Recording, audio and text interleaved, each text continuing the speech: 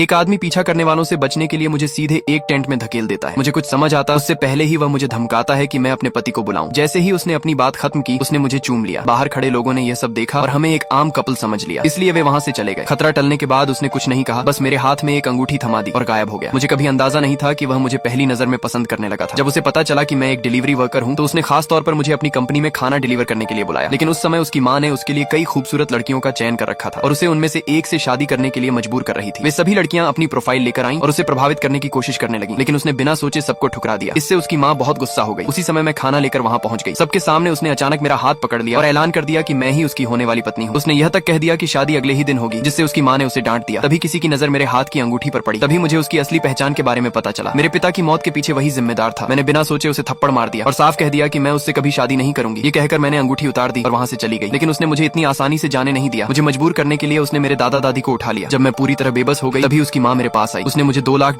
देने का प्रस्ताव दिया और कहा कि मैं किसी और से शादी कर लूं और उसके बेटे से हमेशा के लिए रिश्ता खत्म कर दूं। मैंने बिना झिझक ये बात मान ली। अगले दिन शादी का दिन आया। सब कुछ तय योजना के अनुसार चल रहा था। वह खुशी खुशी दुल्हन का घूंघट उठाता है, लेकिन वहाँ मैं नहीं थी। ये देखकर वहाँ अफरा तफरी मच गई। उसने तुरंत अपने लोगों को मुझे ढूंढने का आदेश दिया। उसी समय मैं दूसरी जगह अपनी शादी कर रही थी। जैसे ही रस्में शुरू होने वाली थी वह हेलीकॉप्टर से वहाँ आ गया और जबरदस्ती अंदर आ गया। वह मेरे सामने आकर खड़ा हो गया और पूछने लगा कि मैंने किसी और से शादी करने की हिम्मत कैसे की। डर को दबाते हुए मैंने फिर साफ कह दिया कि मैं उससे कभी शादी नहीं करूंगी। वह ठंडी हंसी हंसते हुए बोला कि पूरी जिंदगी मैं सिर्फ उसी की रहूंगी। ये कहकर उसने झुककर मेरे माथे को चूमा, लेकिन मुझे सिर्फ घिन महसूस हुई। उसी पल मैंने फैसला कर लिया कि अब मैं उससे हमेशा के लिए दूर हो जाऊंगी। अगले पार्ट के लिए सब्सक्राइब करें।